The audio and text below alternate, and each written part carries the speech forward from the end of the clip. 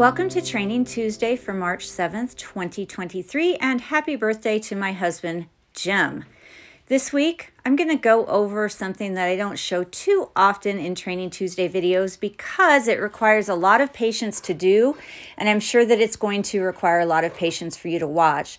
And that is to set up a stationary target and wait for a snake to move to it, which, as you might guess, takes much longer than for a snake to learn to follow a moving target. It's very easy, in my opinion, for many of the pythons and other snakes that I work with to learn to follow a moving target, especially when I'm behind or holding the target. And they're not only cueing off the target, but they're cueing off my body language. It's much more challenging for them to see a stationary target and have me not in the vicinity of that stationary target and move towards it. Now, this is the first time that I've attempted that with Worf, and it fell over a little bit when I placed it in there. So I'm reinforcing him really early. He made it about halfway to the stationary target, and I really wanted to emphasize the connection between interacting with that target and getting reinforcement. So that's why I set the reinforcer on the target. But I think he did well for his first time. This next learner is Shepherd. He's also a Morelia Bredli. He's done this exercise before, and I initially am holding the target on a stick, and then I let go of it, and I leave the target there in his enclosure. And I want him to move to the target, and I have moved behind the camera, well, behind the cameraman. Jim is taking this video, and I'm standing sort of off to the side and behind Jim. And the reinforcer, which in this case is a ReptiLink, is behind me. So he now has competing motivations or competing distractions. His target is in front of him, and he's experienced at following a moving target. So he obviously sees that target there and knows that that means he has an opportunity to earn reinforcement. But he's not sure what to do now because I'm not directing him with that target. I'm not moving the target. I'm not doing anything. It's just sitting there. And I'm to his left, and the reinforcement, if he can smell that, is to his left. And so he has some decisions to make here. Does he come towards me, or does he continue towards the target?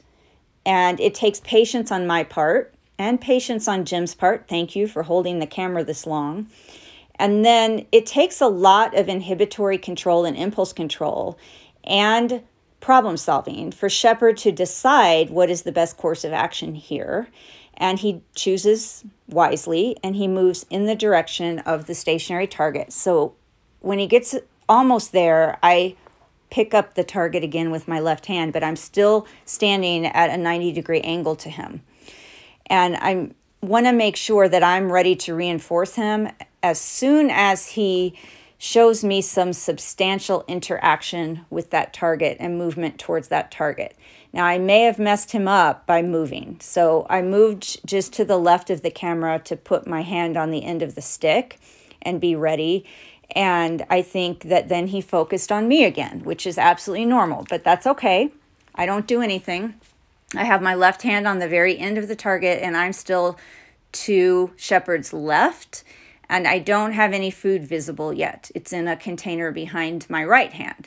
So he chooses to go around that tree branch and continue to move towards the target in a manner that is better for him, I guess. Instead of moving along the white edge of the enclosure, he goes on the other side of that log, and he starts to make his way first down to the floor and then towards the target. I'm not interfering, and I'm trying to move as little as possible because I want him to make all the decisions here. I want him to think and decide what it is he needs to do to earn reinforcement. And so this is where he definitely is taking some substantial steps towards interacting with the target. And I decide that it has been so long, I'm going to reinforce this because I think that was a good place to reinforce. That was a really strong interaction with the target there. Now, this snake is Katesh, and she's another Morelia Bredli. She's learning something different.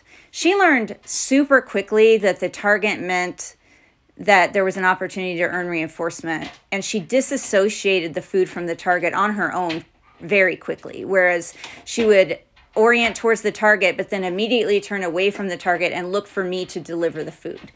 And so what I am working with Katesh on right now is getting her to interact with the target for longer periods of time. So you see that she immediately responds to the target. That's not a problem. And she follows it as far as I'm standing. And I move the target to my right, but she's keyed in on me. She acknowledges the target, but then immediately looks to me to deliver her food reinforcer to her. And I want her to interact with that target first, and then she gets her food reinforcer. And so I just wait, and as soon as she interacts with that target, I give her her reinforcer, which was a ReptiLink.